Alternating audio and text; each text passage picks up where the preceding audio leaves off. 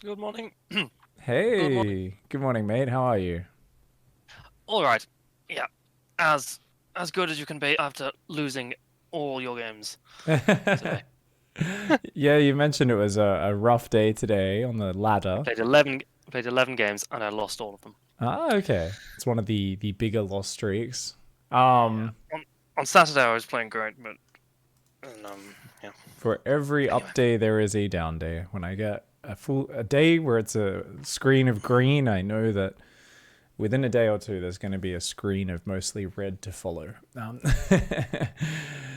I couldn't actually. I'm just double checking to see if anyone responded directly to my tweet. I don't think I got a mech Terran, but I'd asked specifically for that. But I think there's a few people hanging around in the channel who are actually maybe decent matches for us who are Protoss. Oh, a few of them did just disappear.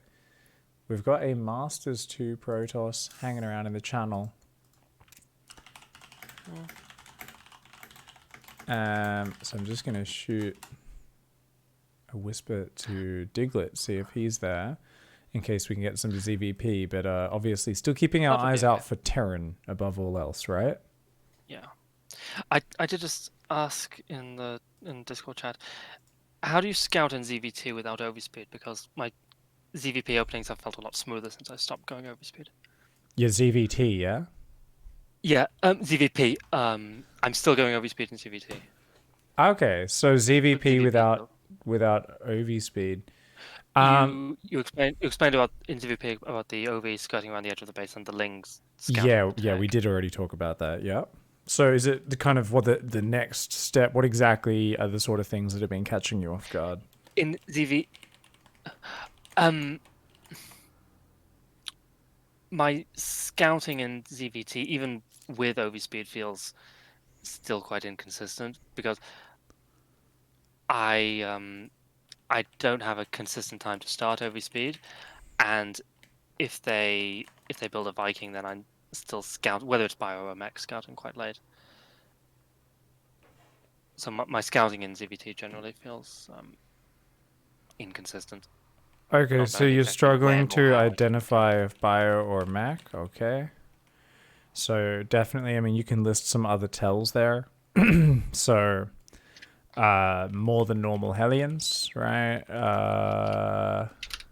Extra air unit production. So if they build a second BC or a third Banshee or anything like that, those are potential signs. And then the other one is, of course, just I mean, if you already have Overlord speed, it's got to be about the Overlords. So I would say, okay, he's got a Viking over there, but then there's probably a pattern for sending out extra OVs.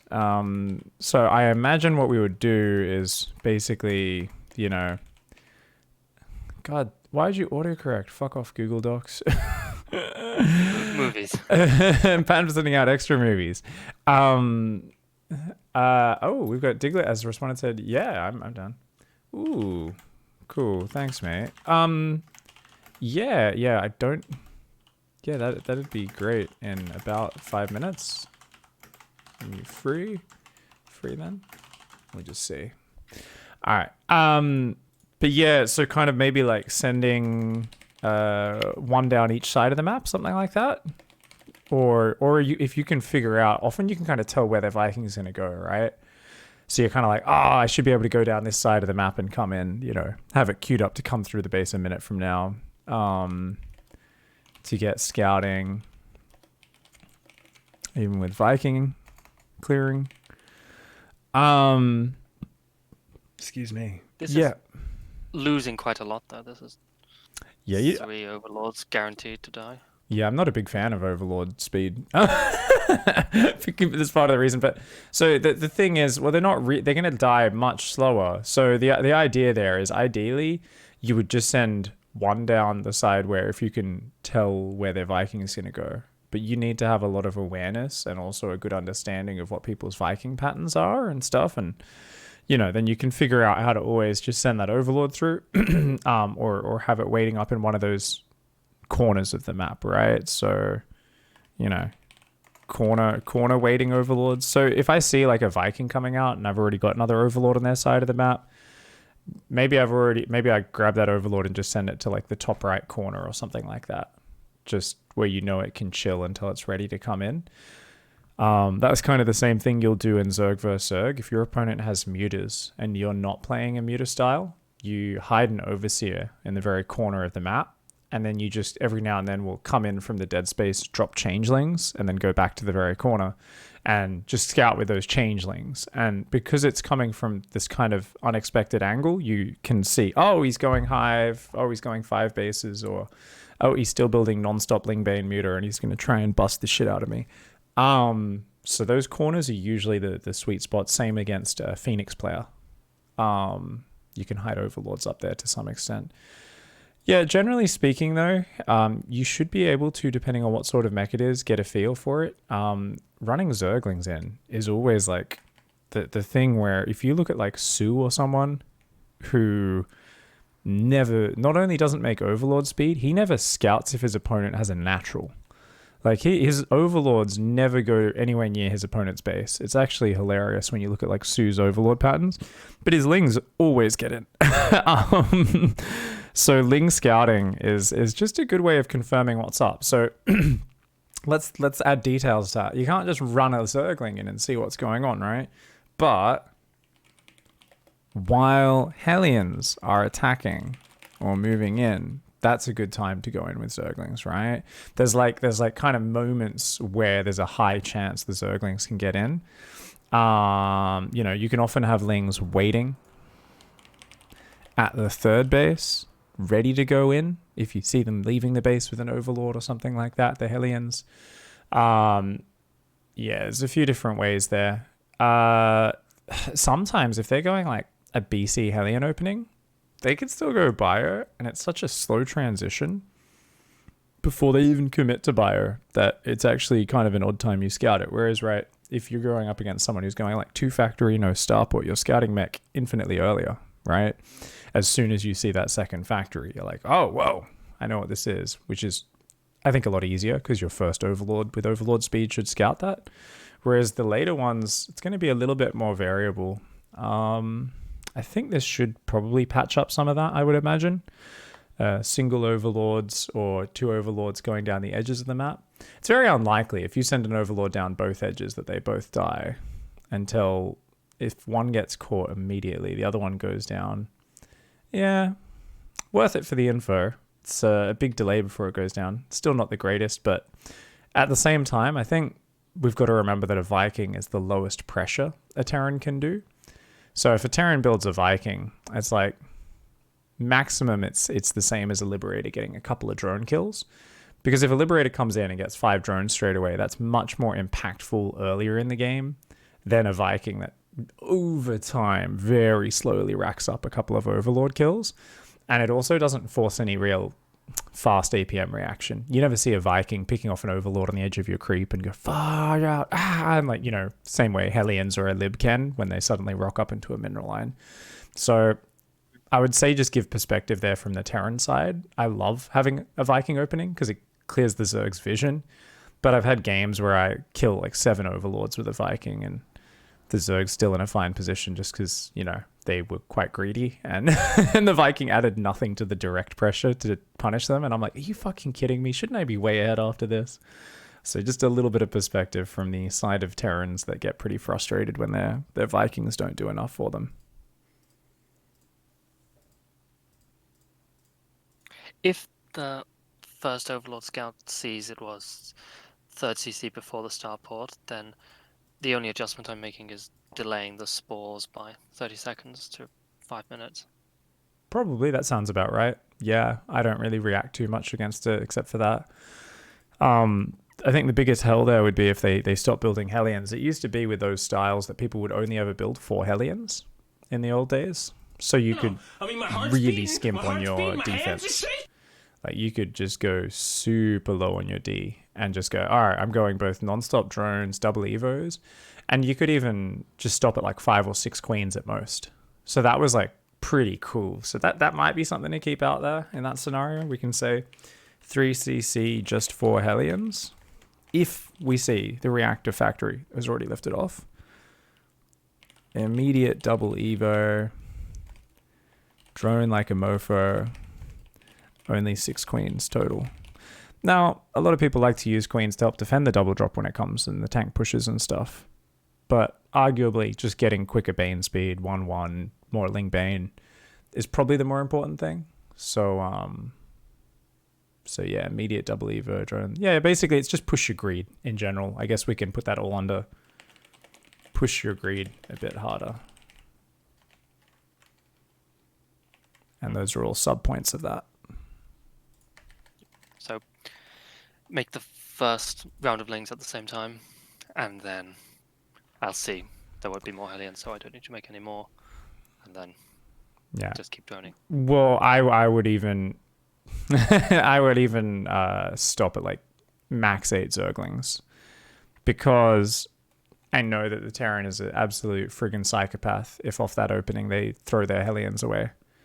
So they should not dive with their Hellions, so you can even assume they're not going to dive. I say that. There are people who dive. I've seen pro gamers do it, and I'm like, the fuck are you doing? This is such a nonsense move. Because they do it, and even if they kill like 14 drones or something, which sounds great for 4 Hellions, they've just got nothing behind it. And the Zerg is just like, recover drones, spread creep for a few minutes. It gives up all pressure. It also means if the Zerg just, rallies stuff across the map, they can usually kill the Terran, because the Terran doesn't really have anything behind that.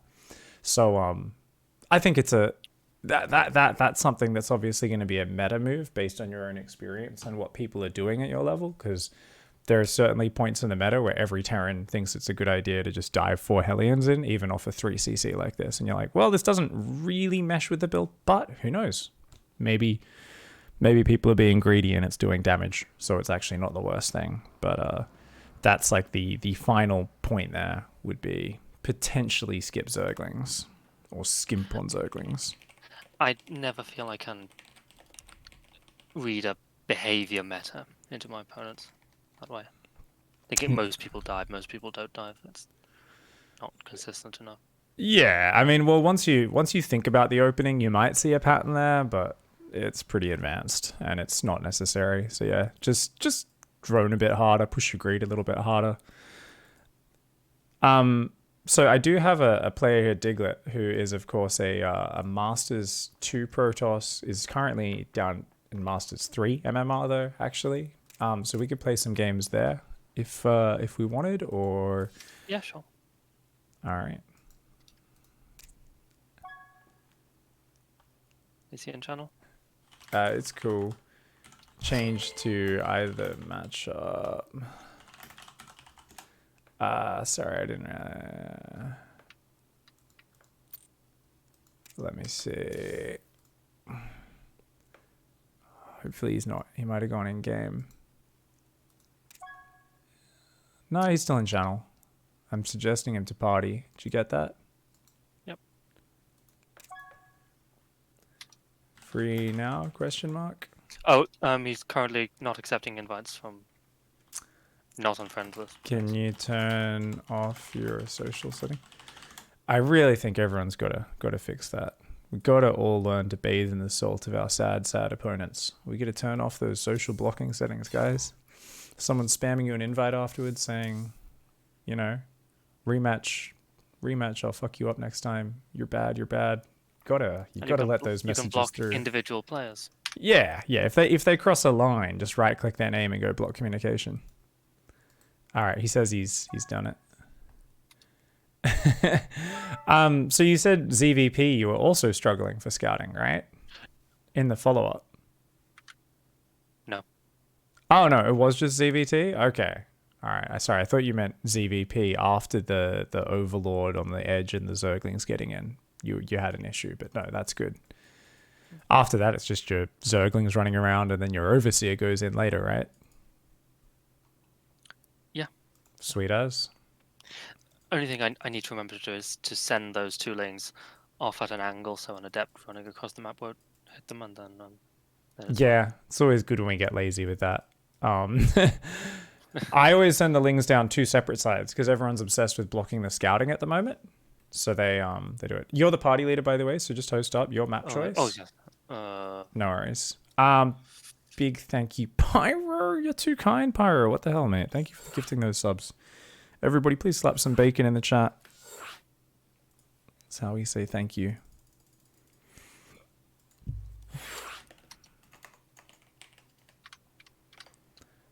Alright. Yeah, I'm a ref, so I'm not sure how Diglett plays at all. We've literally just grabbed an opponent. So if you guys are ready, whenever you're good. Anything's fun. Anything goes, mate. If hands up doing Marjorie builds, we practice our charge lot defense. It'll be good. Good luck, have fun. All right, sweet as. And Don't put ideas into his head. Here I am wondering why my sound's not working. Turns out my headphones aren't in for the StarCraft. Clever. Yeah, all right. Show us your build. I will watch. I'll write some notes. Just get in your rhythm. Have some fun. And let's hopefully kick some Protoss butts.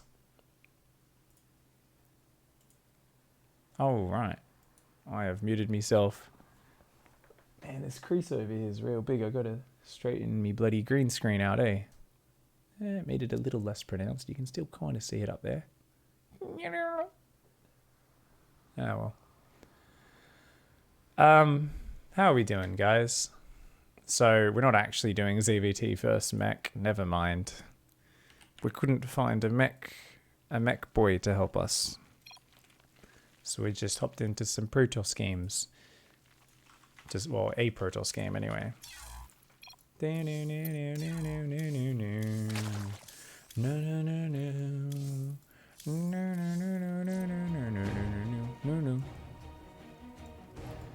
Alright.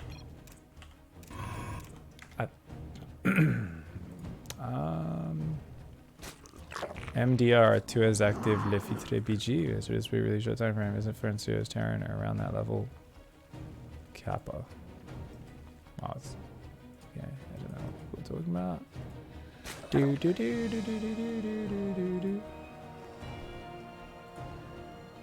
Alright. There we go. Thank you so much, Clig. Welcome back for the 20 months, my love. What's up, dude? Yeah. We have, in terms of ZvT, we've done a few ZvT versus mech sessions recently, but we're actually doing ZvP right now, guys. Sorry. We just grabbed Diglett because there was no one else available. But, I believe Eon Blue said he might be able to help us with his off race.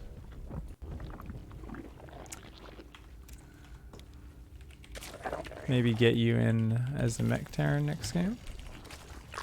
If you're still free. Because I realized Eon Blue was sending me a message, I was just kind of focused. Focused. Sweet. Yeah, we can get Eon Blue to F around with his off race in the next one.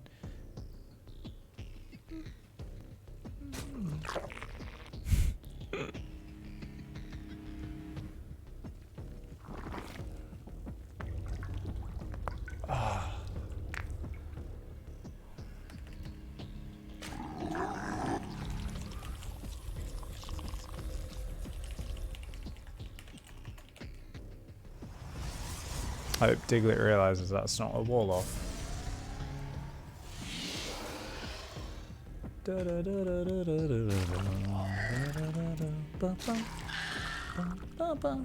So these two lings, he's just grabbed those and so giving him a bit of a pathy path. Yeah. You have a new queen. Show me those skills. Interesting. Always find it a little odd when someone hotkeys Queen's ready. the scouting Here comes lings a new on what challenger. appears to be their main key and the other one's on the other one. He keeps just sending him straight across the map, but people are never watching their adept, so he gets away with it. Nice. That queen should be forward, ready to meet the adept.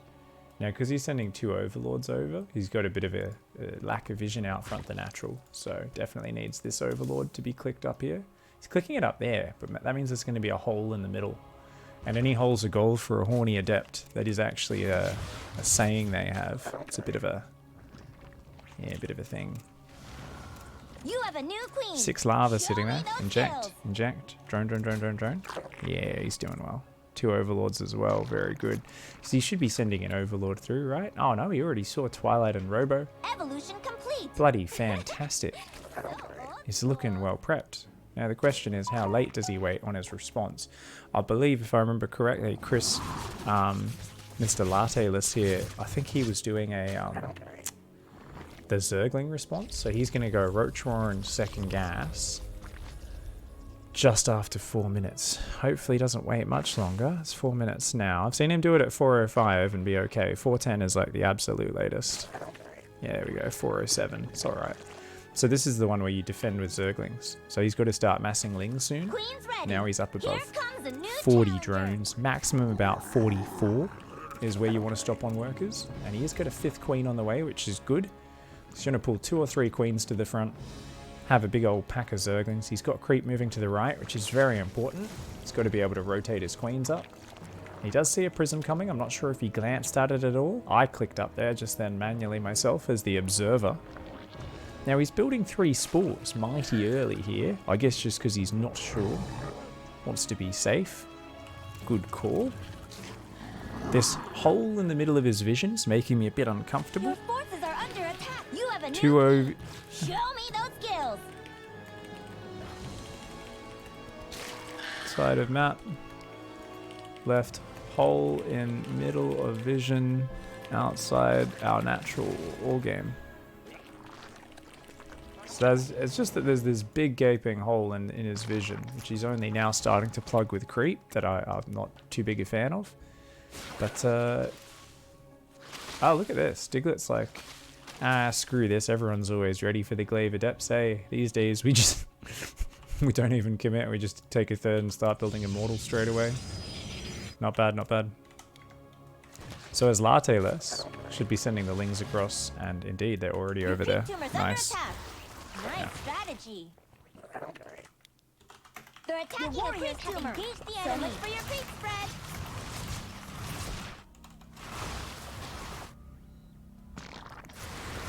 As I say that. Oh, those zealots. He could have killed those zealots with like just a few Zerglings. It's a bad focus fire there. I mean, now he'll clean it all up, but that's alright. Oh, he actually only lost like 9 drones there. That's acceptable. That could stack up there, though. That could stack up there. Oh, yeah. Let's see. Okay. I think he's fine, to be honest. Oh, he's just left his natural and his main open. I said he should be fine.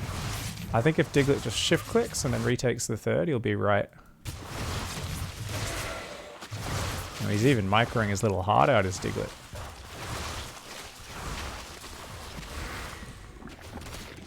Okay, those are dead. I think Diglett... I mean, Diglett just went Templar Archives too early. That's the big problem for Diglett in this game so far.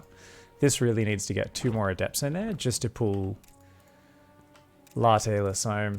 Latte-less still doesn't have Roach Speed. It's dropping a 4th here, trying to drone up. It's taking gases, but it's really important to saturate his minerals first of all, because he's behind on the minerals from where he should be. I think he's doing fine though.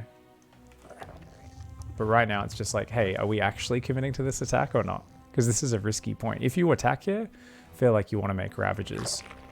But he's going Bane speed, melee, drones. He's putting dudes on gas. Just hanging there is a little dangerous, but I think it's alright. I think he knows he's got the unit advantage, and he's just going to pull back, which I love this choice. You might look at it and go, oh, you could have fucking killed him. Well, maybe. You know what?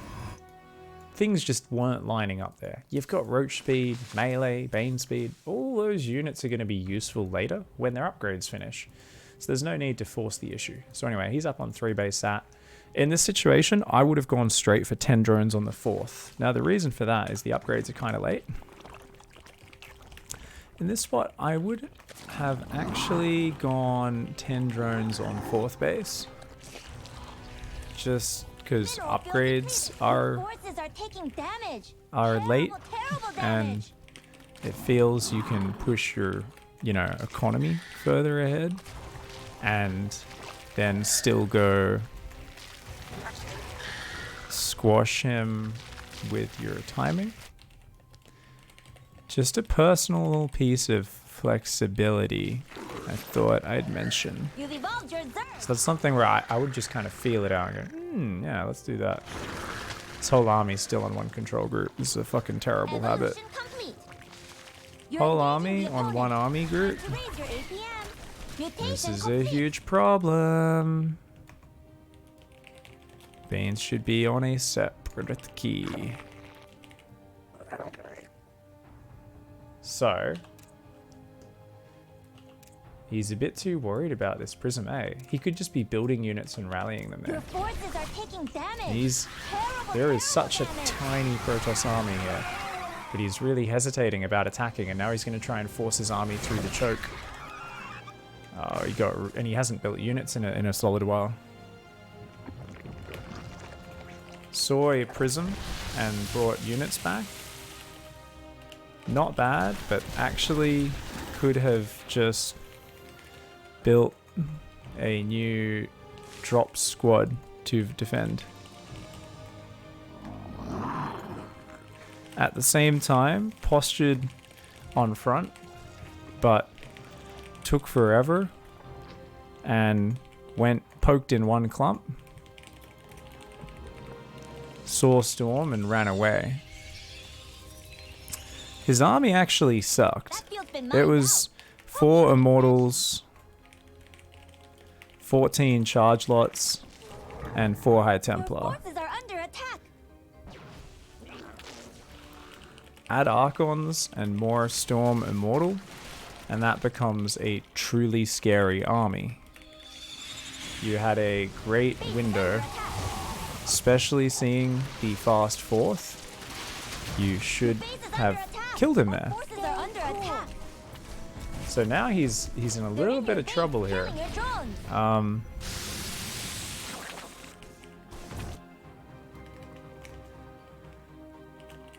Few more OVs on edges for map vision would be nice. Now looking at his Drones control are under groups, attack. he's You're got some engaging mutas the flying opponent. out, Time to raise but your APM. it looks like he doesn't have a separate drop defense squad at all.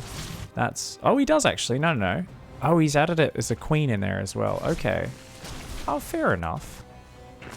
And he's re-droning really well. Your warriors have engaged the enemy.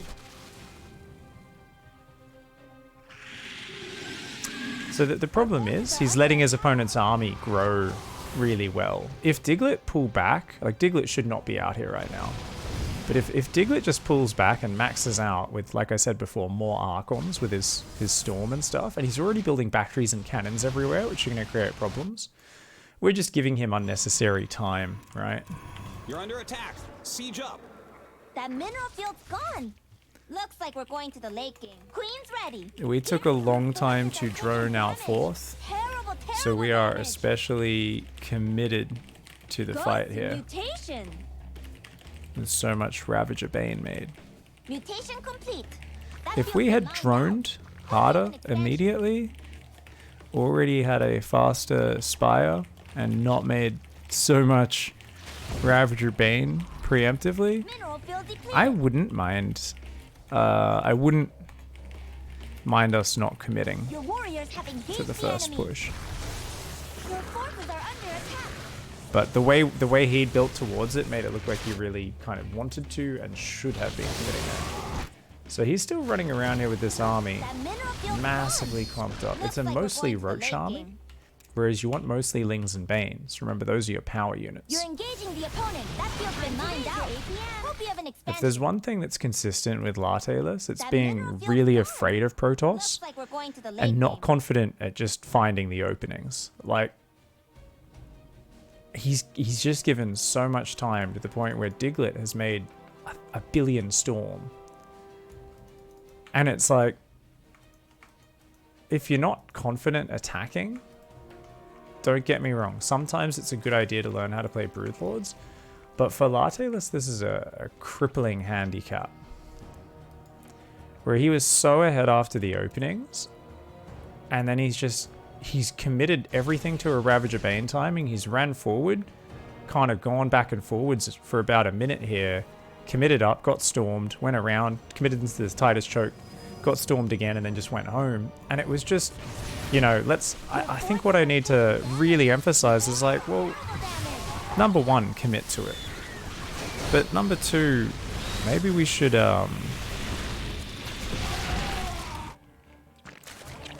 scouting ahead might be key to your confidence. You're engaging the opponent. Time to raise your 2 overseers sending changelings ahead. Overseer on pervert mode, spotting the area between their bases to see their army. Lings going ahead. Any of this can give you more info and feeling for where you are in the game. Because I think those are the big things, and it's been the big thing since the start, is he's very good at getting ahead, and he's very, very bad at finishing a game.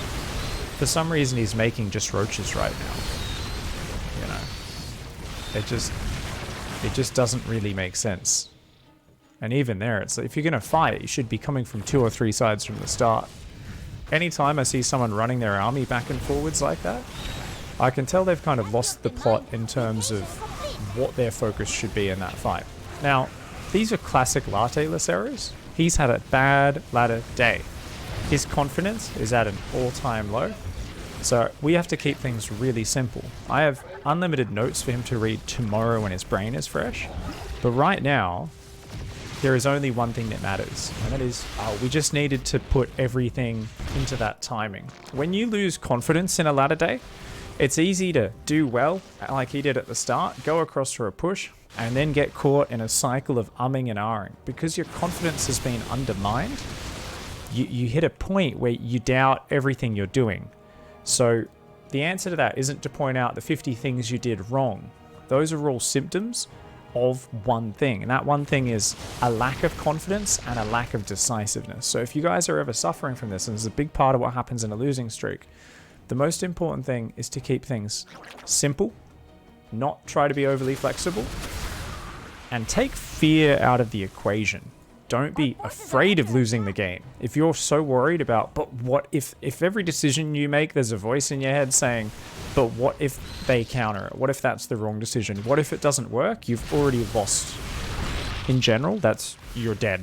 Doesn't matter your skill. If you're playing StarCraft and that's going on in your head, every decision you think of making, you've lost the game already. There's no way to win with that mindset. So all I need to do is tell him, let's keep things simple. And I want to explain to him, look, you're having a rough day today. There were some things you did amazing this game, but we lost control. We need to simplify it and commit everything to one thing. GG's. All right, some friggin' fantastic play at a few points throughout that game, mate. GG's. Yeah. All right, so this is actually awesome. So I've written a ton of notes. I would like you to not read those until tomorrow or the day after, because it's all nitpicking stuff. What the big thing here is, and I'm going to write this up the top of your notes, 14th July, so I guess we can read this. It's Actually, can I just go pee? yeah, drain the main vein. 1 sec. Talk to you in a sec. Hot diddly damn. I hear you like Storm.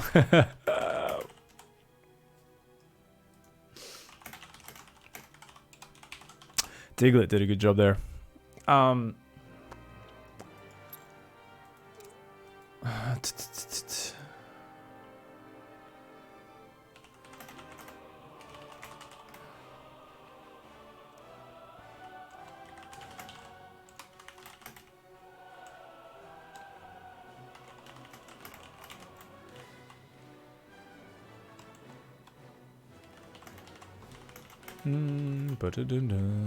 Into the next one after.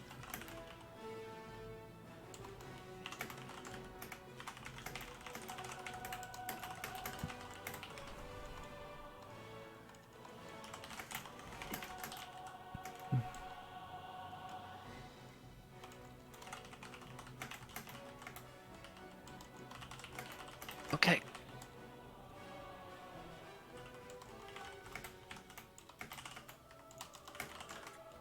All right. So when you're on a losing streak, this up the top is what we want to look at. So you're on a losing streak today, and I could see you play really good in the opening of that game, but from there it did look a little bit like a losing streak day. So what happens in a losing streak day, or at least this is for me, and I assume it's for you, and it is for most people, that's for sure in my experience. We start losing confidence and decisiveness, and we start to kind of we start to hedge too much in our plays and start trying to get too flexible. We often miss opportunities, and as the game goes on, you know, it's very hard for us to ever close a game and finish a game because our game sense isn't quite there. So what our goal is to kind of counter all that stuff, we want to kind of simplify it. So what I mean by that is commit really hard to things. And what I mean is like, so, you know, for instance, that last game would be like, you know, 100% all in on, you know, Ravager Bane 66 drone or something like that. Or, you know, maybe we have a Spire building behind it so we can build around Immutas, but we're making it so simple. Like, I'm not going to ever drone from here. You know, basically it's just like something very straightforward, right?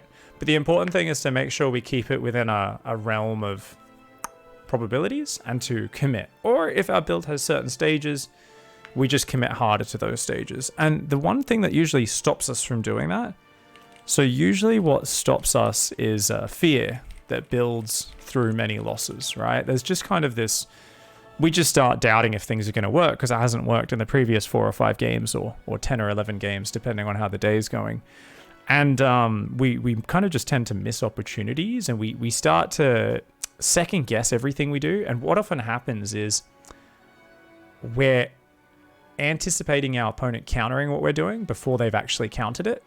And because of that, we miss opportunities. So normally even though you might take next steps through a game, you will get to the point where it's the time to take that next step, and then you'll do it. Or you'll be forced to do it. But in these days, when we start having a losing streak, we often tend to swap out of the thing before we've even checked if it was going to work or not, right? So we want to try to just make sure we commit a bit more. So that's part of why, for me, if I'm having a really big losing streak, I like to do proxies and really straightforward all-ins. Like, you know, I'll do something like a gas pool, and then I'll just make like a bunch of roaches and zerglings and a ravager or two and just do a bust. It's like a very straightforward play. Something where I can just focus on the fundamentals of execution and realize that, hey, even the most simple strategy can work. So I like to really keep it in a simplified focus, but more importantly, make sure I commit. And that makes a really big difference. The only other addendum is don't try to reinvent the wheel. That's what a lot of people do. You didn't do that game, but some people try to drastically change their build up when they're having a losing streak. Oh, I've got to do something really special. I try to keep the opening consistent, so then I can think, like in that game, if the opening went well, my build was right, I dealt with the first pressure, then that's still progress. If you say that last bit again, sorry? I'm still, if the opening goes well, the part of the game which I'm trying to get repetition on, then even if it goes terribly later on, I'm still making progress from that game. Yeah, absolutely. And you did really well in that opening. So we're going to do another game against the same player.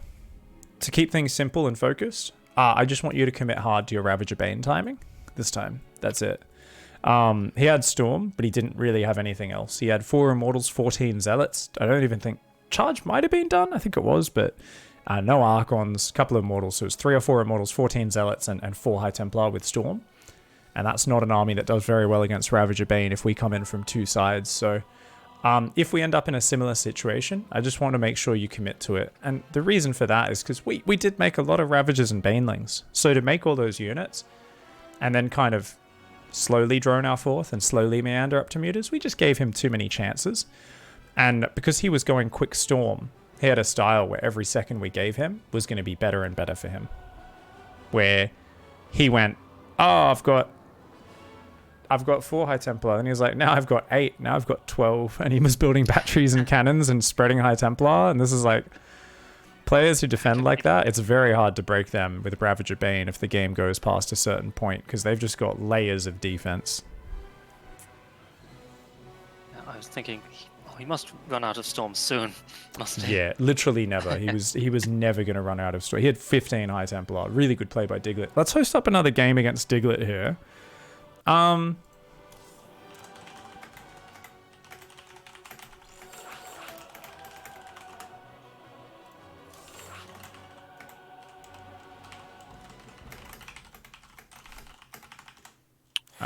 So I was gonna get Eon Blue on to off race as mech against you, but I think we could probably just do better with another game here against Diglett. It's your call though, what you'd like to focus on here as a player. I'd rather do this. I'd rather do the same thing.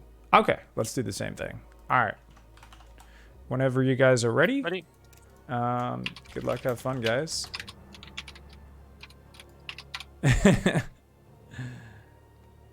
Alright, yeah. Yeah, so yeah, let's just commit a bit harder. If we're going up to mutas, let's, you know, that's fine. But let's just make sure that first timing, if we're gonna make all those Ravages and Banes, we go for it. And if you feel like you're a bit blind, just try to send in some Zerglings ahead, you know, do the deselect a Zergling ahead, or send in a few Changelings or something like that.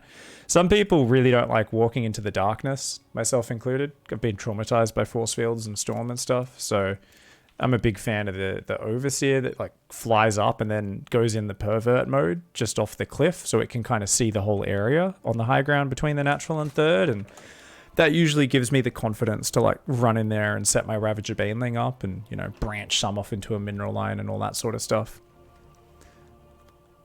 All right, let's kick some ass. Good luck, have fun, mate.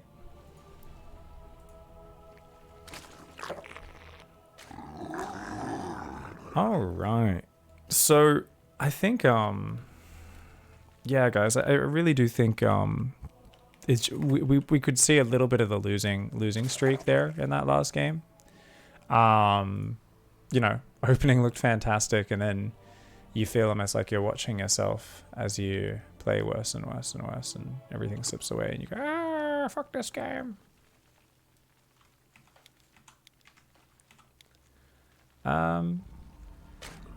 Cool. Squid Cookies, thank you so much for the 3-month resub. Tita and Destroyer with it 9 months. Much love, fam.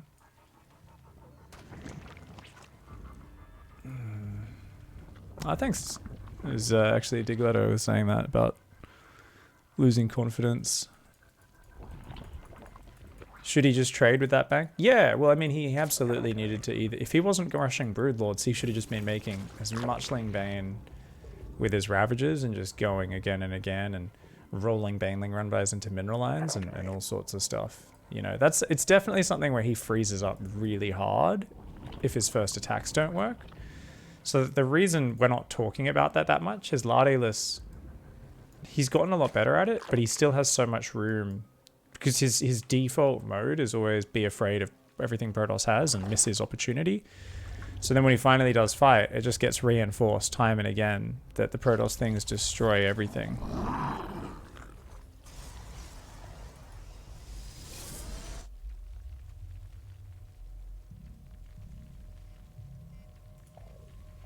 So,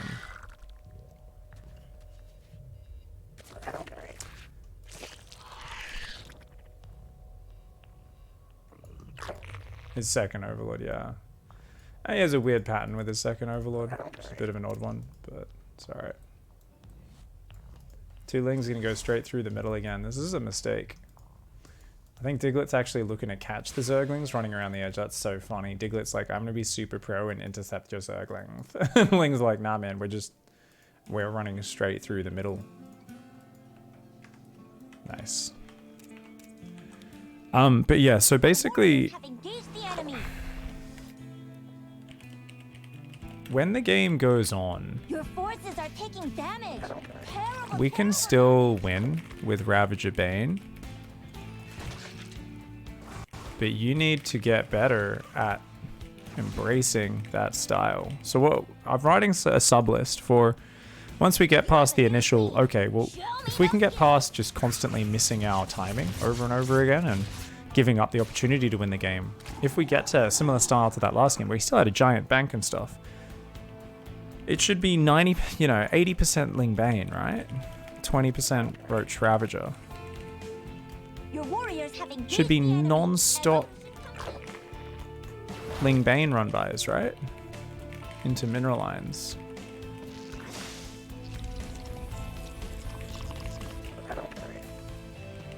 Keep Ravagers alive after every fight. Pull back. Morph more Banes. And look for another fight. Sync up your fights with Bane run-bys, hitting mineral lines. Like, that's the thing, is like...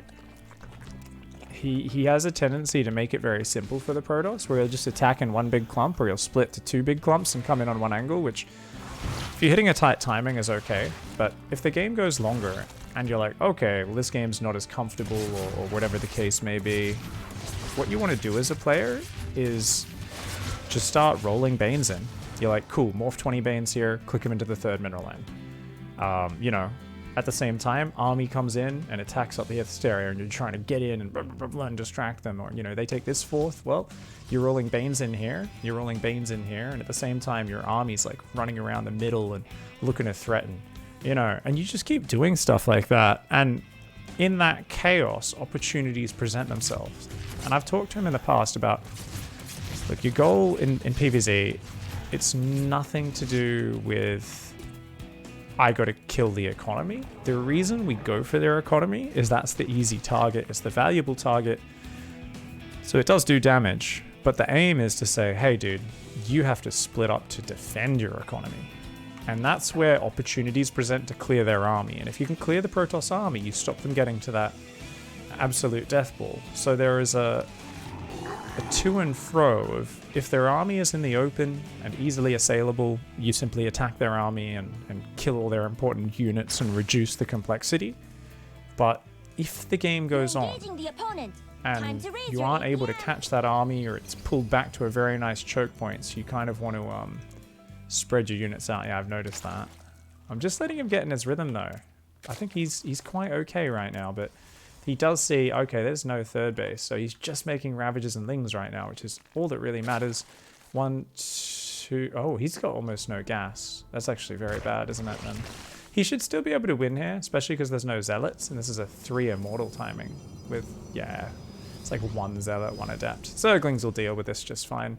So Latte-less, he's got Overlords on the high ground and stuff. Should have used the Bile on that. I think we want to chase that down, to be fair. there's no damage in that army. Why are we sitting back? Well, especially since we're seeing the third go up behind it, we should be going to fuck him up. Yeah, fuck him up. And kill the third. There's no way he gets down from the main in time to defend that.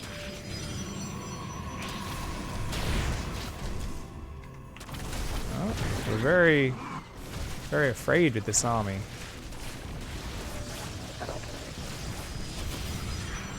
It's gonna, okay. Ah, man, Zealots are so good versus Zerglings. I think this is a bad fight. Some of his units are fighting the Nexus, some are fighting the army. He's up to 62 drones behind it though, so if he just makes Roach speed, Bane speed, goes with a +1 melee timing, I think it's good for him. In this scenario, I would grab all my Zerglings and run around the top and try to run by the natural with them. And all my Roach Ravager would come down here, and I would look to snipe this Nexus or hit the probes. Actually, I probably wouldn't do anything with my Roach Ravager because there's no Roach speed.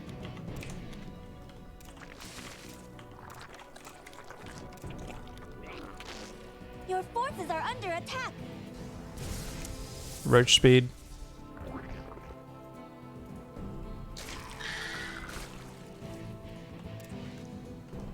As long as he commits, he'll be fine. So this is a point where the game calms down, guys. You should send an Overlord here, build an Overlord, send it here, build an Overlord, send it here, build an Overlord, send it here, and that way you'll see Warp Prisms way ahead of time. Now, he's obviously at 138 out of 200 already, so he's already built in a laser of Overlords. He's got 24. What's 24 times 8, guys? Someone could do that for me. I feel like that's way too many, right? I'm literally Googling it. 24 times 8. I'm too lazy to open calculator. That's 192. Plus all the hatcheries. It's a little too much. It's a little. It's not too bad. Your forces are taking damage. Mineral field depleted. Terrible damage. That mineral field's gone. Looks like we're going to the late game. Roach speed, melee, bane speed already. Time to punch him in the dick. So, as Latte, the only way you fuck this up is if you try to run up that ramp in a choke. Split your army. Split your army. Oh, nice zealot run by. Nice zealot run by. Classic Protoss. So old school. We should still win here, as long as we get on top of this eventually. So he sent some units to deal with the run-bys. Now he's losing a lot of drones, but he should be able to kill this whole army, right? Where's the recall? Oh, he's going to wipe that army very efficiently. One immortal gets out. Non-stop unit production from here. Gather everything. You killed his prism. So, oh, actually it's at your third base, but get everything together and punch him in the dick. Non-stop unit production.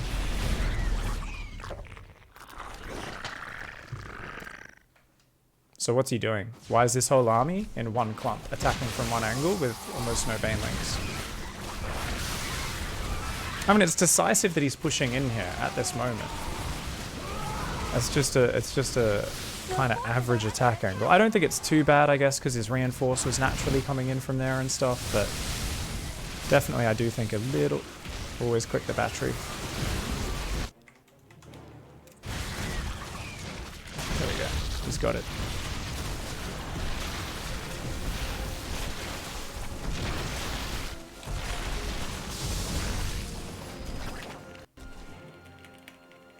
You're engaging the opponent.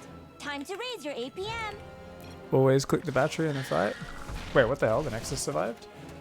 Oh, no way.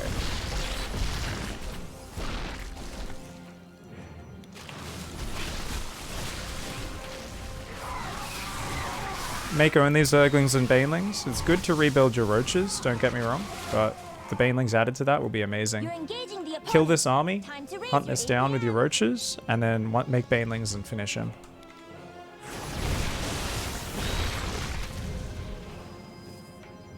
There's only one immortal there. All you need to do is spread out.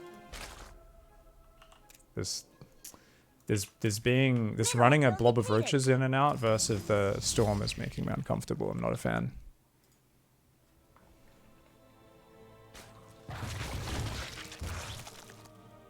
Okay, he's gonna send some Zerglings, thank fuck. This is like the most undefended Protoss of all time, right? And there's no target there, so that's not gonna do anything.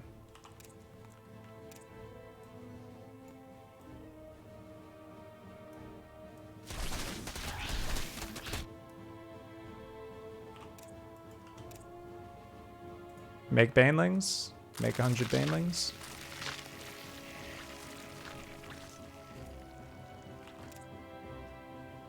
He's still hotkeying his Banelings with his army, which is really bad. So yeah, always click the battery.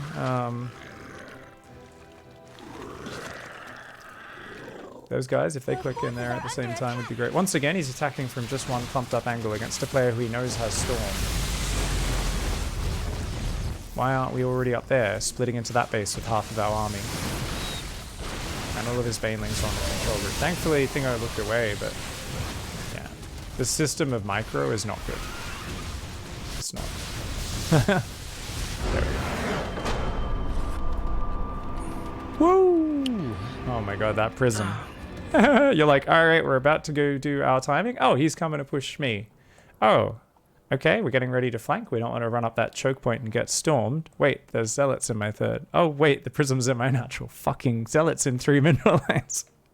Right when you're about to have an easy time of controlling the pace of the game. The power of the triple zealot run by there. Well played by Diglett, but good job stabilizing and finishing him off. You know, if he ran that army away on the top or recalled that, we'd be way behind, right? If he like got that out and reinforced it and built more Archons and Storm. But because he lost the army at your fourth as well, it was all okay. You know, he was really stretching himself to hit all those mineral lines. So that was really well done that you were able to kind of get on top of it there. How did you feel about that game? Did it feel just a little more decisive, a little bit better? The early game was much worse. I saw he went Robo first and got totally confused. Was definitely a different build. He did kind of the fake immortal push, right? And then he just kind of went home. Fake immortal push. You reacted well. I think you could have probably the first fight. So because you forgot to put back on gas at the start, you only had one Ravager. If you had 2 or 3, it would have been awesome, right? But you used your bile on his army. In that situation, you got to save it to break the force fields, and then you could have jumped on him and probably stopped him getting out of there. I think in the big fights, let's take what are the, so definitely I do think if there's one kind of overall thing that would be a game changer, it's Baneling control groups. Putting your Banelings on a separate control group, I think it's a game changer, because at the moment we are kind of running our army around in a blob just a little bit too much when it is time to attack. So I think it's good to get in there and try to fight. I do think we could do a better job of kind of just boxing our army and splitting it to be attacking from 2 sides. I think, like, even there at the very end of that last fight, for instance, you kind of came in from one angle, and then you pull back, and then you went back in from one angle in this blob. And thankfully, he was looking at the other base where you'd split some units off to, and you killed all the High Templar. But you just as easily could have got your whole army stormed down, and he could have held on there. So I think just as a system, getting used to having, to spreading the army to always come from 2 sides or go for 2 different locations, especially as the game goes longer and gets bigger, I think it'll make your life a bit easier. When your opponent doesn't quite have... Can you do that and have the Banes on a separate control group? You can. It's definitely something where I guess both are things which you could say compete in your interests at first, but generally speaking, yeah. So what you might even use an F2, but generally you'll kind of box from 2 different sides. You do a lot more boxing control, so it might change the micro technique enough that you just focus on one first and then the other. So you might say, I'm going to keep it all on one and really focus on my manual control of the Banes where possible, or but I just have these 2 big chunks of Ravager Bane on different control groups, right? One's going for the natural, and one of them's up here on the high ground, in a bit of a concave in case he comes up, right? But it's like pre-spread against Storm. If we go for the Banelings on their own control group, obviously, and you're not already super automated with doing the other thing, it might complicate things a bit for you. So I think it's still very important to put those Banes on a separate control group, because especially as the fights get bigger and bigger, what'll often happen is you set up to kind of come in from 2 or 3 sides, but you're often still kind of just closing in on their army. So being able to just select that Baneling key and just click it behind their army, kind of where the High Templar are, it does make your micro much more effective without, while otherwise you end up with your Roach Ravager clumping up in these big balls as we're trying to click the Banelings forward. Our Roach Ravager's kind of running forward as well, and we just end up clumping up a bit too much for Psystorms and so on. So it does get a little bit dicey. Would it be worth using the non-steal command to put the Banes on a different group, but they're still in the main army group, so I can... Potentially, it depends on how you micro. For me, that wouldn't work, because I would kind of be like A moving my Roach Ravager, or I'd move part of it and give it an A move, and then that obviously takes away the move command from the Banes. It's really whatever works for you, though. If that seems to fit for you, you're like, yeah, no, I normally only manually control from that point on with boxes, so all I need is to have it on a separate key as well as the main army key, and then I can do that. I think, like I said, above both of those is even just using your current mechanics is just coming from 2 sides first of all. So it's the tactic, not the mechanic first. So I would say focus on the tactic first, not the mechanic, and you should be able to do a lot better there. There's also one point I started writing here for...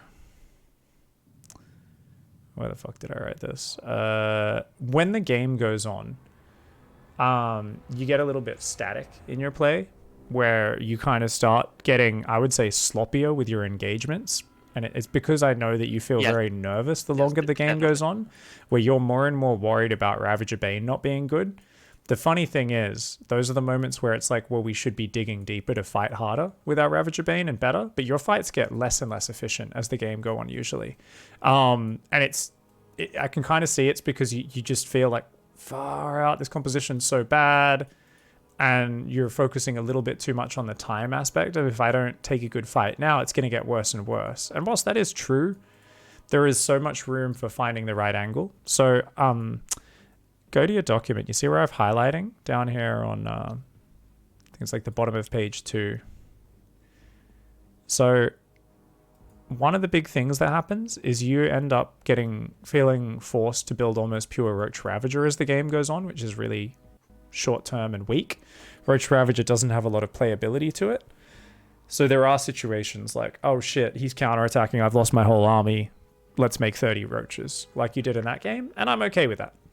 Mostly Zealot Archon counterattacking you can't make Zerglings into that, you're not going to have time to make Banelings, he's pushing on your third base. Sure. But there are other situations, like in that Death Aura game, where you also ended up on mostly Roach Ravager. So remember the 80-20, 80% Ling Bane, 20% Roach Ravager, and in fact, mostly Banelings, right? They are the big power unit. The big thing, which you never do, or very rarely do, is non-stop Ling Bane run-bys into mineral lines.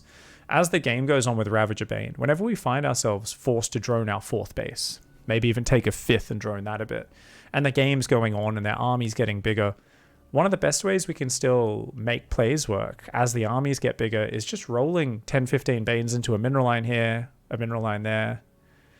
It's thinking of our main fights as one with the Ling Bane trades, but the Ravagers run away and stay alive after every fight, if possible.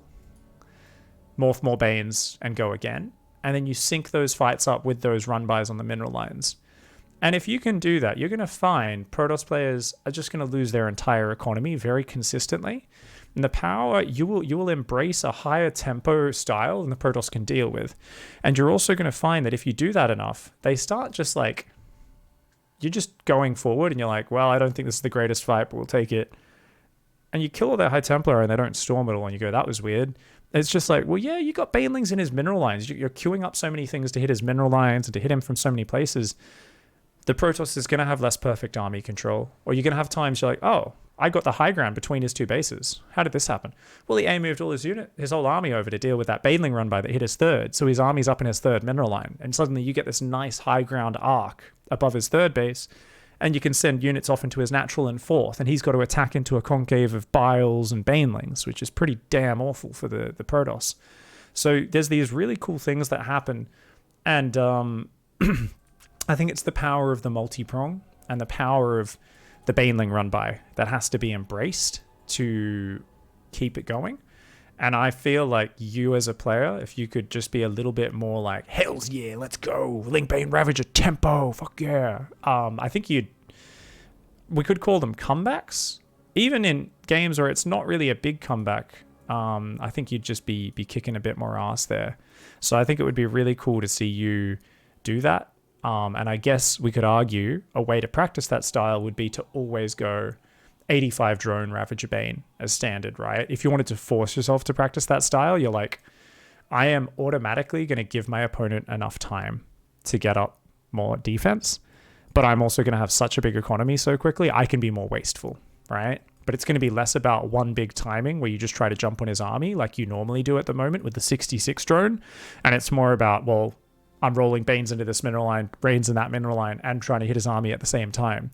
So it forces you to play a different sort of like doing that over and over. And that's a different skill set. And that's a skill set you completely lack at the moment. And it's, because you don't have faith in it. So that could be a cool way to work on that. Because even if you're going mutas or something else, I notice your army still runs around in a blob.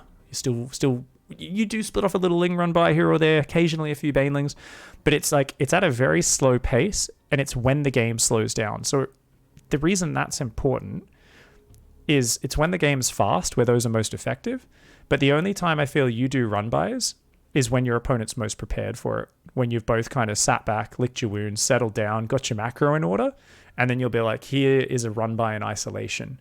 Whereas if you can start to do that in those high pressure moments where you're both a little bit thrown off, much higher hit percentage on those run bys. So I think you'll kick a lot more ass with those. What do you reckon? Do you think maybe spending a bunch of games practicing the bigger economy, Ravager Bane for lifestyle, where you're like no Spire, no Hive, but it's all about, the just use it as multi-prong practice and kind of problem creating practice? Do you think that sounds like something you'd be interested in? Yes. Yeah, definitely. Cool. This has kind of just come to me as I'm talking about it, because I was thinking, okay, I feel like you could have a bit more comeback potential. I think that would be really cool homework then. 85 drones. I guess I'll write this at the top of your document. Kind of nice way of doing it. So 85 drone Ravager Banes focused on run bys. I'll say Ravager Bane and die trying. Focused on run bys and tempo / flexibility based, play rather than just one big timing. And hopefully that'll give you a lot more comfort kind of treading water with Ravager Bane, where it's like, well, there's no clear single play that wins me this game. It's a bit later than I'm normally comfortable, and I'm forcing myself to get comfortable in those deeper waters, Hopefully once we tread water a while, it's like the first time you go out and swim in the ocean where it's deep enough to not see the bottom, and it's like the scariest thing ever as a kid. You're like, what the fuck? Shark's gonna come get me. But once you've done it a bunch, you're like, you just don't care. You're like, oh. And you could, it's the same as swimming in your friend's swimming pool in their backyard. So awesome, man. I think that should be a nice thing. Obviously we all have winning days and losing days, so I'm sure tomorrow is going to be a better day for you on the ladder. But big hats off for finishing that game against Diglett. Diglett played a really good style, so GG, well played. If you guys want to stay up late and play another one, do it. Maybe add each other to friends. And I guess I'll catch you next week. I believe we're going to be moving one day later for next week, right? Was it next week or the week? Oh, it was the week after that, wasn't it? Yes, it was. I think so. All right, so same time next week. Yeah. Awesome. All right, mate. I'll see you then. Okay. Thank you very much. Good night, Brett. Good night. All right. Good little sesh there. I think that's a cool training regimen to kind of work around the area where he's a little bit less confident. Queuing Overlord drops and mineral lines is what I do. That's a great way of doing it, Nimzo. But I was thinking about mentioning it. I think just rolling banelings in on the ground is very effective, though. So I think it's one of these things where let's get good at that first, and then the baneling drops can come on top of it. So yeah.